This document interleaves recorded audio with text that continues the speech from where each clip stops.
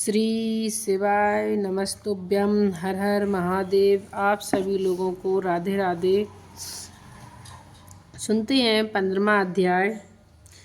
पृथ्वी आदि से निर्मित देव प्रतिमाओं के पूजन की विधि, उनके लिए नववेद का विचार, पूजन के विभिन्न उपचारों का फल, विशेष मास, वार, तिथि एवं नक्षत्रों के युग में पूजन का विशेष फल तथा लिंग के वैज्ञानिक स्वरूप का विवेचन। ऋषियों ने कहा, साधु शिरोमणि, अब आप पार्थिव प्रतिमा की पूजा का विधान बताइए, जिससे समस्त अभिष्ट वस्तुओं की प्राप्ति होती है। सूत जी बोले, महर्षियों, तुम लोगों ने बहुत उत्तम बात पूछी है। पार्थिव प्रतिमा का पूजन सदा संपूर्ण मनोरथों को देने वाला है तथा संपूर्ण मनोरथों को देने वाला है तथा दुख का तत्काल निवारण करने वाला है। मैं उसका वर्णन करता हूँ, तुम लोग उसको ध्यान देकर सुनो। पृथ्वी आदि की बनी हुई देव प्रतिमाओं की पूजा इस भूतल पर अभिष्टदायक मानी गई है। निश्चय ही इसमें पुरुषों का और स्त्रियों का भी अधिकार है। नदी, पोखरे अथवा कुएं में प्रवेश करके पानी के भीतर से मिट्टी ले आएं, फिर गंध चूर्ण के द्वारा उसका संशोधन करें और शुद्ध मंडप में रखकर उसे महीन पीसें और सानें। इसके बाद हाथ में प्रतिमा बनाएं और दूध से उसका सुंदर संस्कार करें। उस प्रतिमा में अंग प्रत्यंग अच्छी तरह प्रकट हुए हो तथा वह सब प्रकार के अस्त्र शास्त्रों से संपन्न बनाई गई हो। तदंतर उसे प्रज्ञासन पर स्थापित करके आदर पूर्वक उसका पूजन करें। गणेश, सूर्य, विष्णु, दुर्गा और शिव की प्रतिमा का, शिव का एवं शिवलिंग का, ध्वज को सदा पूजन करना चाहिए। पुण्योपचार पूजन जनित फल की सिद्धि के लिए 16 उपचारों द्वारा पूजन करना चाहिए। पुष्प से प्रोक्षण और मंत्र पाठ पूर्वक अभिषेक करें। अग्नि के चावल से नववेद तैयार करें। सारा नववेद एक कुंडा और लगभग पाँव भर होना चाहिए।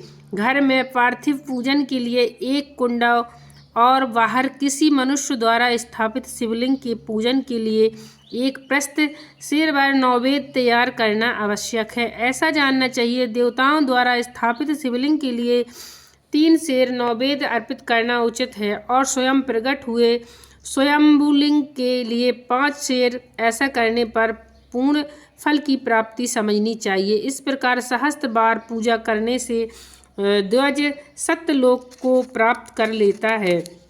12 अंगुल चौड़ा, इससे दूना और 1 अंगुल अधिक अर्थात 25 अंगुल लंबा तथा 15 अंगुल चौड़ा जो लोहे या लकड़ी का बना हुआ पात्र होता है, उसे विद्वान पुरुष शिव कहते हैं। उसका 8वां भाग प्रस्थ कहलाता है, जो 4 कुंड के बराबर माना गया है। मनुष्य द्वारा स्थापित शिवलिंग के लिए इस प्रस्थ, ऋषियों द्वारा स्थापित शिवलिंग के लिए 100 प्रस्थ और स्वयंभू शिवलिंग के लिए 1 सहस्त्र प्रस्थ नववेद निवेदन किया जाए तथा जल, तैल आदि एवं गंध द्रव्यों की भी यथा योग मात्रा रखी जाए तो यह उन शिवलिंगों को महापूजा बताई जाती है। देवता का अभिषेक करने से आत्म शुद्ध होती है, गंध से पुण्य की प्राप्ति होती है, नववेद लगाने से आयु बढ़ती है और तृप्ति होती है, धूप निवेदन करने से धन की प्राप्ति होती है, दीप दिखाने से ज्ञान का उदय होता है और तंबूल संपन्न करने से भोग की उपलब्धि होती है। इसलिए स्नान आदि 6 उपचारों को यत्न पूर्वक अर्पित करें, नमस्कार और करें, और जबकि ये दोनों संपूर्ण अभिष्ट फल को देने वाले हैं, इसलिए भोग और मोक्ष की इच्छा रखने वाले लोगों को पूजा के अंत में सदा ही जप और नमस्कार करनी चाहिए।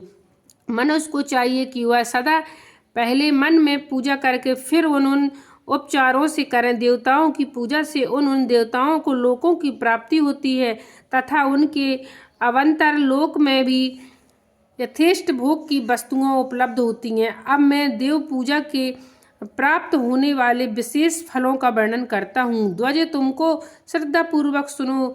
विघ्नराज गणेश जी की पूजा से भूलोक में उत्तम अभीष्ट वस्तुओं की प्राप्ति होती है। शुक्रवार को श्रवण और भद्र मास के शुक्ल पक्ष की चतुर्थी को पौष मास में शतभिषा नक्षत्र के आने पर विधि पूर्वक गणेश जी की पूजन करनी चाहिए। 100 या सहस्त्र दिनों में 100 या सहस्त्र बार पूजा करें। देवता और अग्नि में श्रद्धा रखते हुए किया जाने वाला उनका नित्य पूजन मनुष्यों को पुत्र एवं अभीष्ट वस्तुएं प्रदान करता है। वह समस्त पापों का शमन तथा भिन्न भिन्न दुष्कर्मों का विनाश करने वाला है। विभिन्न वारों में की हुई शिव आदि की पूजा को आत्मशुद्ध प्रदान करने वाले समझना चाहिए। वार या दिन, विधि, नक्षत्र और योगों का आधार है, समस्त मनोकामनाओं को देने वाला है। उनमें से वृद्धि और क्षय नहीं होता, इसलिए उसे पूर्ण महास्वरूप माना चाहिए। सूर्योदय काल में लेकर सूर्योदय काल आने तक एक बार की स्थिति मानी गई है, जो ब्राह्मण आदि सभी वर्णों के कर्मों का आधार है। विहित तिथि के पूर्व भाग में की हुई देव पूजा मनुष्यों को पूर्ण भोग प्रदान करने वाली होती है। यदि मध्याह्न के बाद तिथि का आरंभ होता है तो रात्रि युक्त तिथि का पूर्व भाग पितरों के श्राद्धादि कर्म के लिए उत्तम बताया जाता है। ऐसी तिथि का प्रभाग ही दिन में युक्त होता है, अतः वही देव कर्म के लिए प्रशांत माना गया है। यदि मध्यम काल तक तिथि रहे तो उदय व्यापनी तिथि को ही देव कर्म में ग्रहण करना चाहिए। इसी तरह शुभ तिथि एवं नक्षत्र आदि ही देव कर्म में ग्रहण होते हैं। वार आदि का भली भांति विचार करके पूजा और जप आदि करनी चाहिए। वेदों में पूजा शब्द के अर्थ की इस प्रकार योजना की गई, पूजायन्ते अनेन यति पूजा। यह पूजा शब्द की व्यक्तिपति है। पुनः का अर्थ है भोग और फल की सिद्धि। वह जिस कर्म से संपन्न होती है उसका नाम पूजा है। मनोभांचित वस्तु तथा ज्ञान ये ही अभीष्ट वस्तुएं हैं। साकाम भाव वालों को अभीष्ट भोग अपेक्षित होता है और निष्काम भाव वाले को अर्थ परमार्थिक ज्ञान, ये दोनों ही पूजा शब्द के अर्थ हैं। इनकी योजना करने से ही पूजा शब्द की सार्थकता है। इस प्रकार लोक और वेद में पूजा शब्द का अर्थ विख्यात है। नित्य और नियमित कर्म कालांतर में फल देते हैं, किंतु काम कर्म का आदि यदि भली भांति अनुष्ठान हुआ हो तो वह तत्काल फलद होता है। प्रतिदिन एक पक्ष, एक मास और एक वर्ष तक लगातार पूजन करने से उन कर्मों के फल की प्राप्ति होती है और उनसे वैसे ही पापों का कर्मांश क्षय होता है। प्रत्येक माह के कृष्ण पक्ष की चतुर्थी तिथियों की हुई महागणपतियों की पूजा एक पक्ष के पापों का नाश करने वाली और एक पक्ष तक उत्तम भोग रूपी फल देने वाली होती है। चैत मास में चतुर्थी को ही हुई पूजा एक मास तक किए गए पूजन का फल देने वाली होती है और जब सूर्य सिंह राशि पर स्थित हो उस समय भद्र पद मास की चतुर्थी को ही हुए गणेश जी की पूजा एक वर्ष तक मनोवांछित भोग प्रदान करती है। ऐसा जानना चाहिए। श्रवण मास के रविवार को हस्त नक्षत्र में युक्त सप्तमी तिथि को तथा माघ शुक्ल सप्तमी को भगवान सूर्य का पूजन करना चाहिए। ज्येष्ठ तथा भद्र मास के बुधवार को श्रवण नक्षत्र में युक्त द्वादशी तिथि को तथा केवल द्वादशी को भी किया गया भगवान विष्णु का पूजन अभिष्ट संपत्तियों को देने वाला माना गया है। श्रवण मास में की जाने वाली श्री हरि की पूजा अभिष्ट मनोरथ और आरोग्य प्रदान करने वाली होती है। अंगों एवं उपकरणों सहित पूर्वोक्त गौ आदि 12 वस्तुओं का दान करने से जिस फल की प्राप्ति होती है उसी को द्वादशी तिथि में आराधना द्वारा श्री विष्णु की तृप्ति करते मनुष्य प्राप्त कर लेता है। जो द्वादशी तिथि को भगवान विष्णु के 12 मनों द्वारा 12 ब्राह्मणों का पुष्ट उपचार पूजन करता है वह उसकी प्रसन्नता प्राप्त कर लेता है। इसी प्रकार संपूर्ण देवताओं के विभिन्न 12 नामों द्वारा किया हुआ 12 ब्राह्मणों का फल पूजन उन देवताओं को प्रसन्न करने वाला होता है। कर्क की संक्रांति से युक्त श्रवण मास में 9वीं तिथि को मृगशिला नक्षत्र के योग में अंबिका का पूजन करें। वे संपूर्ण मनोवांछित भोगों और फलों को देने वाले हैं। ऐश्वर्य की इच्छा रखने वाले पुरुष को उस दिन अवश्य उनकी पूजा करनी चाहिए। आश्विन मास के शुक्ल पक्ष 9वीं तिथि संपूर्ण अभीष्ट फलों को देने वाली है। इसी मास के कृष्ण पक्षी की चतुर्थी को यदि रविवार पड़ा हो तो उस दिन का महत्व विशेष बढ़ जाता है। उसके साथ ही यदि आर्द्र और महाद्र सूर्य संक्रांति से युक्त अर्ध का योग हो तो उक्त अवसरों पर ही हुई शिव पूजा का विशेष महत्व माना गया है।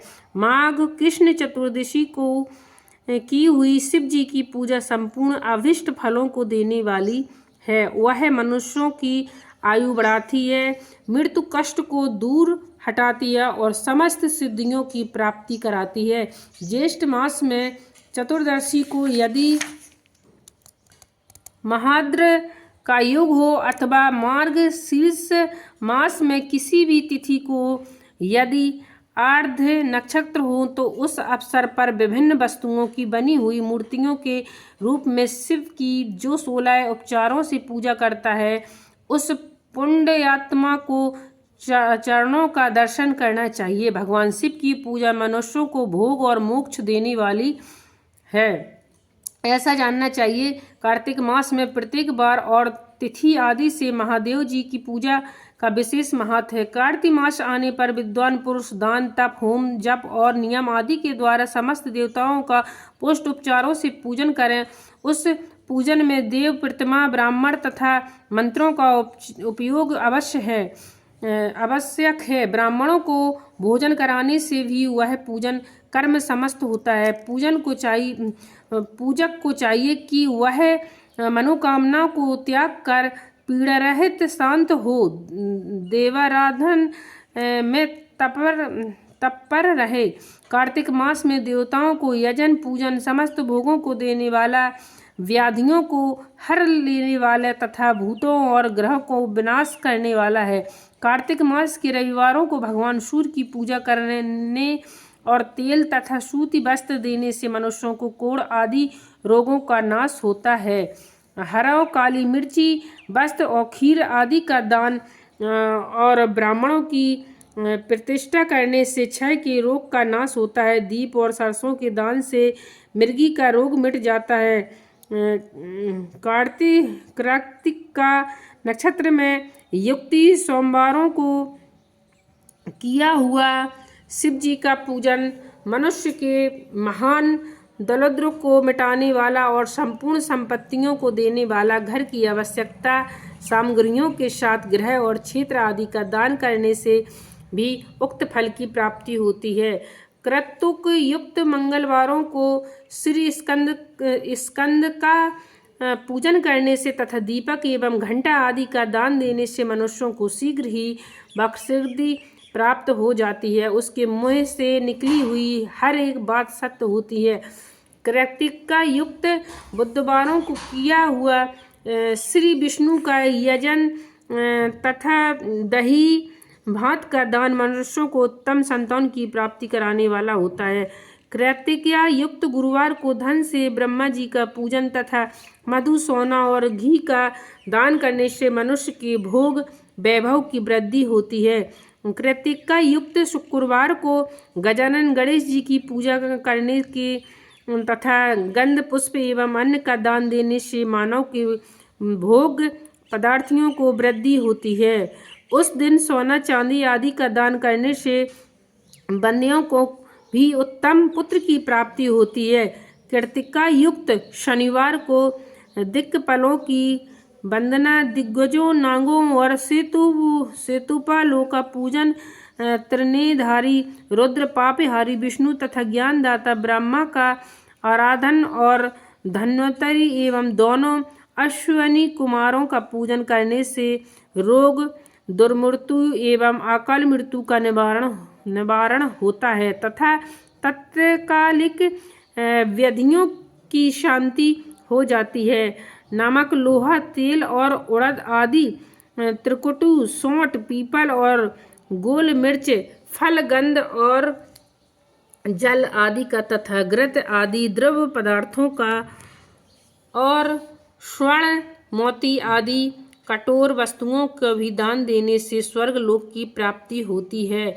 इसमें से नमक आदि का मान कम से कम 1 प्रस्थ सेर होना चाहिए और स्वर्ण आदि का मान कम से कम 1 पल धन की संकृष्टियों से युक्त। पौष मास में उषः काल में शिव आदि समस्त देवताओं का पूजन क्रमान समस्त सिद्धियों की प्राप्ति कराने वाला होता है। इस पूजन में अग्नि के चावल से तैयार किए गए हविष्य का नैवेद्य उत्तम बताया जाता है। पौष मास में नाना प्रकार के अन्न का नैवेद्य विशेष महत्व रखता है। मार्गशीर्ष मास में केवल अन्न का दान करने वाला मनुष्य को ही संपूर्ण अभिष्ट फलों की प्राप्ति हो जाती है। मार्गशीर्ष मास में अन्न का दान करने वाले मनुष्य के सारे पाप नष्ट हो जाते हैं। वह अभिष्ट सिद्ध आरोग्य धर्म वेद का सम्यक ज्ञान उत्तम अनुष्ठान का फल यह लोक और परलोक में महान भोग अंत में सनातन योग मोक्ष तथा वेदांत ज्ञान की सिद्धि प्राप्त कर लेता है।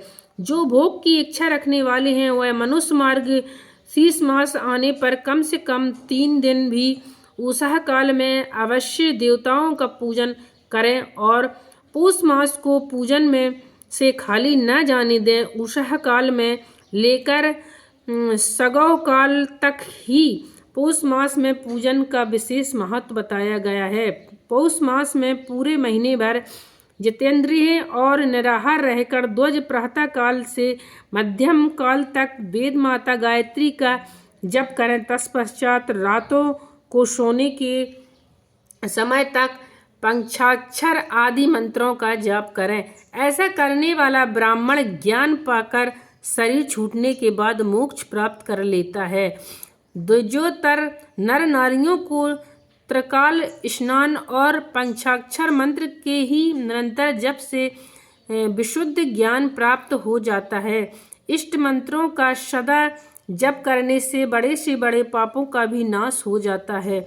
सारा चराचर जगत बिंदु नाद स्वरूप है। बिंदु शक्ति है और नाद शिव। इस तरह यह जगत शिव शक्ति रूप ही है। नाद बिंदु का और बिंदु इस जगत का आधार है। ये बिंदु और नाद शक्ति और शिव संपूर्ण जगत के आधार रूप से स्थित हैं। बिंदु और नाद से युक्त सब कुछ शिव रूप है, क्योंकि वही सबका आधार है। आधार में ही अधेय का समावेश अथवा लय होता है। यही संकल्प कारण है। इस संकल्प कारण की स्थिति से ही सृष्टि काल में जगत का प्रादुर्भाव होता है, इसमें संशय नहीं है। शिवलिंग बिंदु नाद स्वरूप है, अतः उसे जगत का कारण बताया जाता है। बिंदु देव है और नाद शिव, इन दोनों का शक्ति रूप ही शिवलिंग कहलाता है। अतः जन्म के संकट में छुटकारा पाने के लिए शिवलिंग की पूजा करनी चाहिए। बिंदु रूप देवी उमा माता है और नाद स्वरूप भगवान शिव पिता हैं।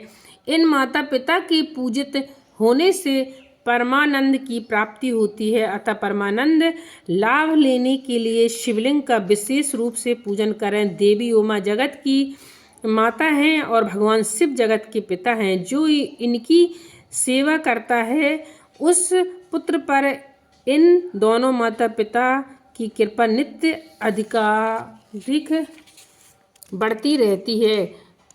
वे पूजक पर कृपा करके उसे अपना आंतरिक ऐश्वर्य प्रदान करते हैं। अतः मुनीश्वरों को आंतरिक आनंद की प्राप्ति के लिए शिवलिंग को माता पिता का स्वरूप मानकर उसकी पूजा करनी चाहिए। भर्ग शिव पुरुष रूप हैं और भर्ग शिवा अथवा शक्ति प्रगति कहलाती है।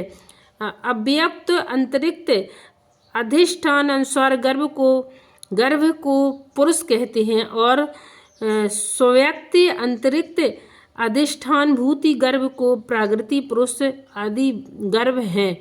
वह प्राकृति रूप गर्भ से युक्त होने के कारण गर्भवान है, क्योंकि वही प्रकृति का जनक है। प्रकृति में जो पुरुष का संयोग होता है, यही पुरुष से उसका प्रथम जन्म कहलाता है। अव्यक्त प्रकृति से महत्ववादी के क्रम से जो जगत का व्यक्त होता है, यही उस प्रकृति का द्वितीय जन्म कहलाता है। जीव पुरुष में ही बारंबार जन्म और मृत्यु को प्राप्त होता है। माया द्वारा अन्य रूप से प्रकट किया जाना है, उसका जन्म कहलाता है। जीव का शरीर जन्म काल से ही जीर्ण क्षय भाव विकार से युक्त होने लगता है, इसलिए उसे जीव संज्ञा दी गई है।